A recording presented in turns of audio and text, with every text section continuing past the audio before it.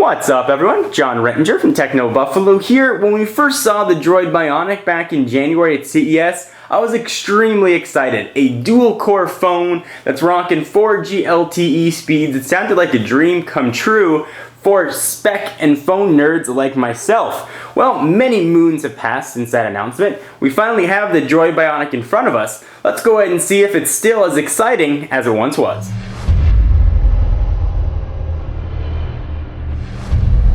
Alright, so I want to give you guys an overview of the Droid Bionic. The full review is going to be coming very soon, but I've been getting a lot of questions about how the OS looks, how fast it is, and that kind of stuff. So I want to go ahead and show you. Let me just remind you very quickly of some of the specs here on the Droid Bionic.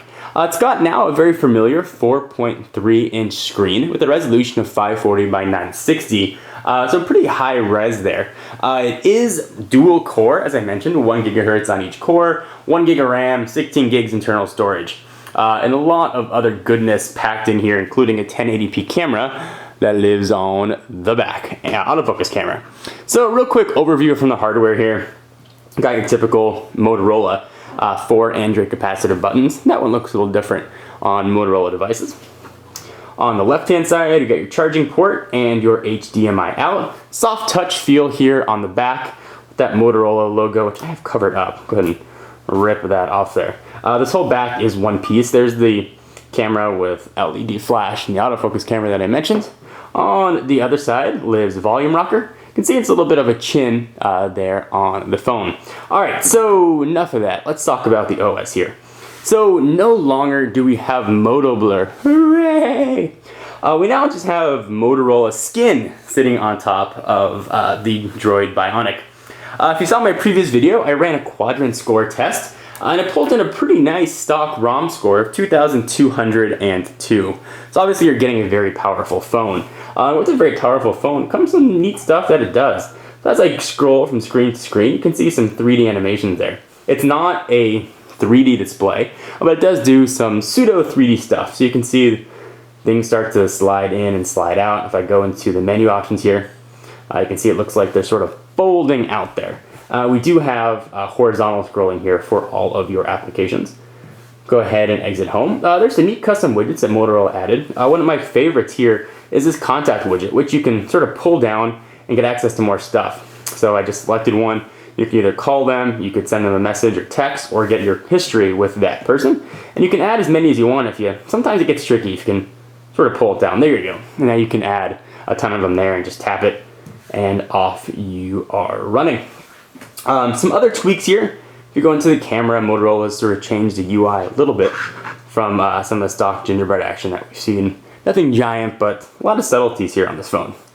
Let's go ahead and check out what's most important to me, the browser. Specs are great. If I don't get good browser performance, it's not really that exciting. So let's go ahead and check it out. So here we've got Techno Buffalo's mobile site. Thing is lightning fast. Here I am connected to Wi-Fi. I do about 3 bars of 4G as well. I'll do a quick refresh, and of course this is the site that's been loaded on here in the past, so cookies, cache, and all that business are on here. So go ahead and let it refresh. At least I think I let it refresh. There we go. Let's go ahead. No, there it goes.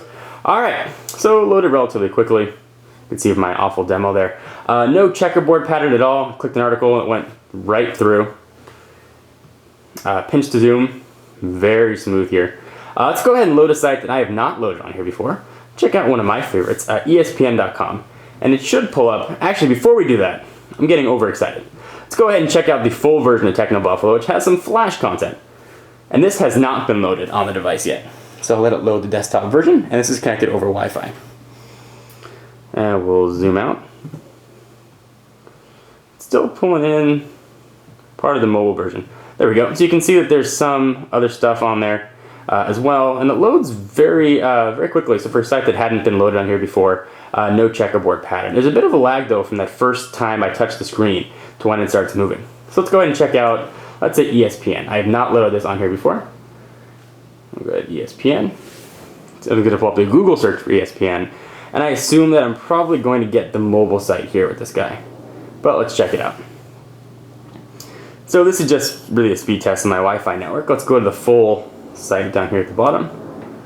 Scrolling seems to be a little bit smoother here, so I'll go ahead and launch espn.com, see if it'll take me picked up the total wrong site. There we go, espn.com. And let's see what this is going to look like. Go!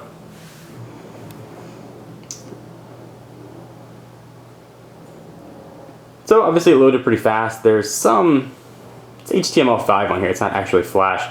But it does work well. I see on a site that's this intensive with all that information being pulled in.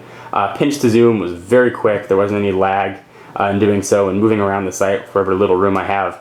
It was very fast. The browser's been a really, really pleasant experience. And the high-res screen makes viewing text while zoomed in or wherever you are look really nice. So there's that. I'm going to hold off on showing some other stuff until the full review. Some other sort of neat widgets that we've got in here. I've got a gallery widget for social media accounts. You can tell I don't really use those.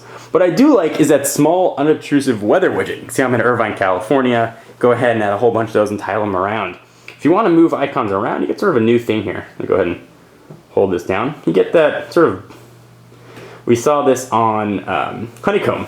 Got those little X's that sort of show how much space you're going to take up when you move it. And as I move stuff around, you get a little bit of a 3D effect as it flows. And it's able to keep up with your finger almost. Let's see. Up, down, up, down, up, down, up, down, left, right, left, right, left, right, left, right, BA, BA, select, start. So you can see how sort of quick that is there as well. Overall, I've been pretty pleased with the Droid Bionic. I probably need about 1 to 2 more days before I do my full review, but I did want to share a bit more information about it, give you some overview. It's a very pleasant experience, probably, at least thus far, one of the better Android experiences I've had on a phone. Another small tweak that I do want to show you is in the keyboard. So let's go ahead and go back to browser. I'll open up the keyboard and we'll show it there. A little bit of delay. Not good to have on camera when you're doing a demonstration. So there is haptic feedback here, but it's really subtle haptic feedback. And I very much like that. It's not giving you that giant vibration. Just a little bit to let you know you push something. So I'm a big fan of that. We'll talk about this keyboard here in the full review, so stay tuned for that later on in the week. Anything you want to see mentioned in the full review, be sure to leave your comments down below. I am John Rettinger from Techno Buffalo, and I will see you in the next video.